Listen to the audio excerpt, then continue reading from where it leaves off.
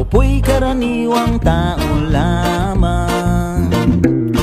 Kayo't kabayo, yan ang alam.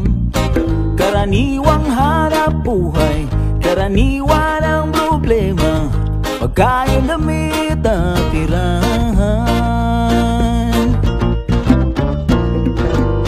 Di ko po kabisado yung siyensiya. Ako'y nalilito sa maraming salita. Alam ko lang na itong planeta'y walang kapalit at dapat ingatan. Kapag nasira, sino ang kawawa?